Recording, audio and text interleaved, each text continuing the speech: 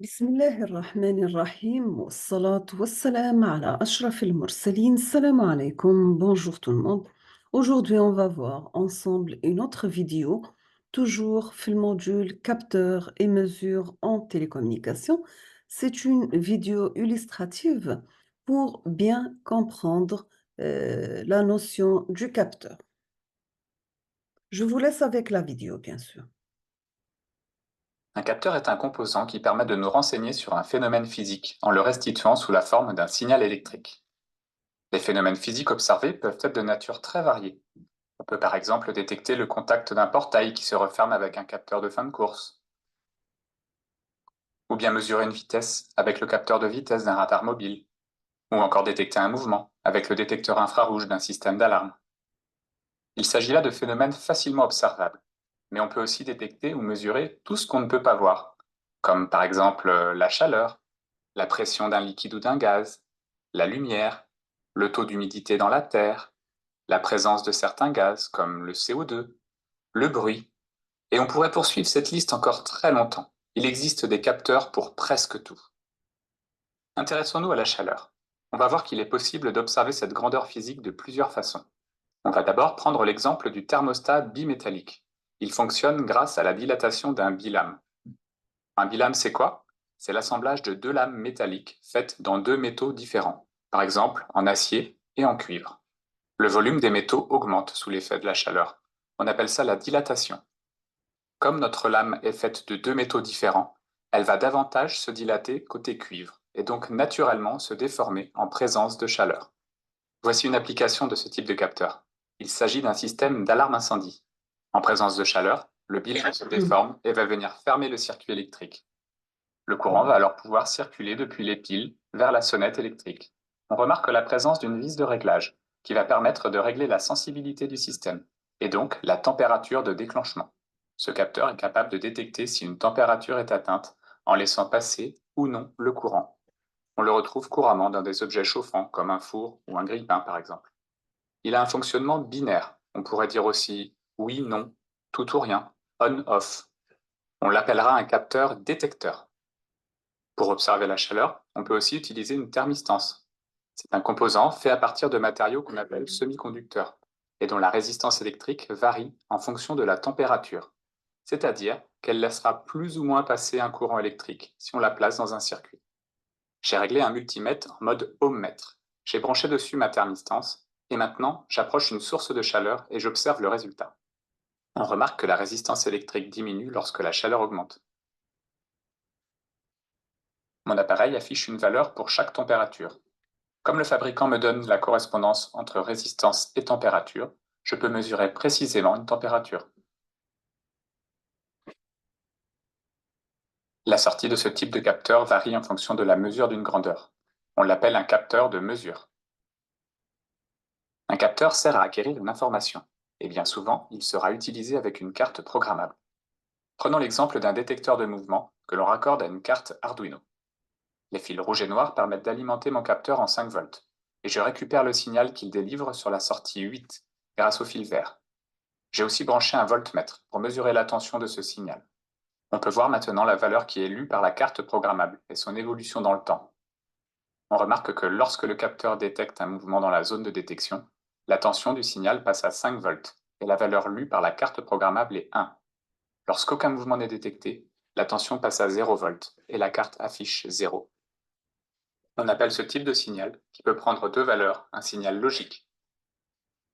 Si je connecte un buzzer à ma carte Arduino, je peux créer un programme qui va déclencher un son à chaque fois qu'un mouvement est détecté. Je viens de simuler un système d'alarme. Maintenant, on va connecter un capteur de mesure à notre carte Arduino. Il s'agit d'un capteur de distance à ultrasons, le même que celui qui équipe le robot M-Bot. Comme tout à l'heure, j'alimente mon capteur en 5 volts avec les fils rouges et noirs, et je récupère le signal sur la broche 6 de ma carte Arduino. Je mesure encore la tension sur l'entrée avec un voltmètre et j'observe la valeur du signal récupéré par la carte programmable. On va maintenant faire varier la distance d'un obstacle dans la zone de détection. On peut voir que la tension évolue progressivement entre 0,5 volts et 3,5 volts en fonction de la distance. La carte programmable nous renvoie une valeur comprise entre 30 et 350 et qui correspond à la distance exacte mesurée en centimètres. On appelle ce type de signal, qui peut prendre une infinité de valeurs, un signal analogique. Je connecte à nouveau un buzzer à ma carte Arduino. Et je vais faire un programme qui va faire biper le buzzer à une vitesse plus rapide lorsqu'un obstacle se rapproche.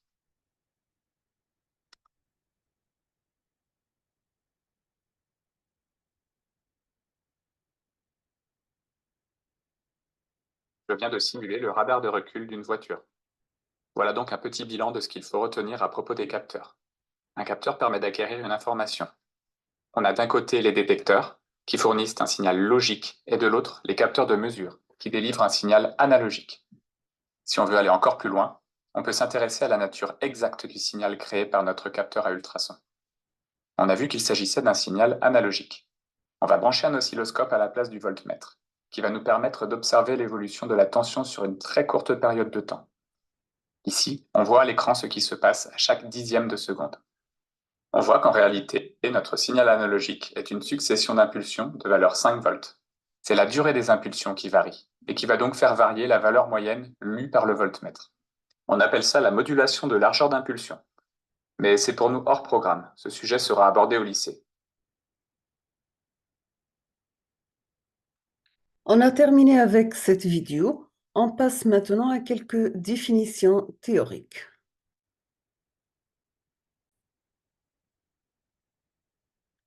On peut définir un capteur comme étant un dispositif qui transforme l'état d'une grandeur physique observée en une grandeur utilisable. Il prélève une information sur le comportement de la partie opérative et la transforme en une information exploitable par la partie commande sous une forme électrique. Donc, le but, c'est de faire évoluer le système aux caractéristiques de l'environnement extérieur. On peut classer les capteurs pour systèmes automatisés en deux catégories. Nous avons les capteurs à contact qui nécessitent un contact direct avec l'objet à détecter et les capteurs de proximité, c'est-à-dire sans contact physique avec la cible à détecter. Quels sont les différents types de capteurs? Donc, nous avons vu que les capteurs les plus fréquents sont soit des capteurs optiques ou bien photoélectriques, se composent d'un élément de lumière associé à un récepteur et la détection d'un objet se fait par coupure du faisceau lumineux. Deuxième type de capteur, c'est le capteur de déplacement. Ce sont des capteurs linéaires, des capteurs rotatifs ou bien des capteurs angulaires ou bien des capteurs d'inclinaison, des capteurs à fil tendu, des capteurs magnéto-inductifs et capteurs confocables à codage, des capteurs capacitifs et des capteurs à effet Dol, inductifs et optiques et potentiométriques. On trouve aussi les capteurs à interrupteurs à lame souple. Ce sont des capteurs de proximité intégrant une lamelle souple sensible au champ magnétique mobile. Quand le champ se trouve sous la lame, il ferme le contact du circuit, provoque la commutation du capteur. On peut trouver aussi les capteurs à fuite. Ils fonctionnent grâce à une tige souple ou une bille, une alimentation en pression. L'air s'échappe du capteur par un orifice et quand l'élément se déplace dans son logement, elle obture l'orifice d'évacuation d'air. Nous avons aussi les capteurs de température, exemple le pyromètre, thermomètre, la sonde PT100, PT1000 et RTD thermocouple et thermistance NTC. Les capteurs de pression aussi sont à base de tubes de bourdon ou bien à capsule anéroïde, piézoélectrique, cordes vibrantes, baromètre. Certains capteurs couplent les données pression plus température. Nous avons aussi les capteurs de débit, donc vous avez le débitmètre à turbine, ionique, etc. Des capteurs de courant, ce sont des capteurs à effet Hall, Shunt et à effet Neal. Des capteurs de force, donc, ils sont généralement construits en utilisant des jauges de déformation connectées en un pont approprié. Et nous avons besoin d'un amplificateur pour lire le signal délivré par le transducteur.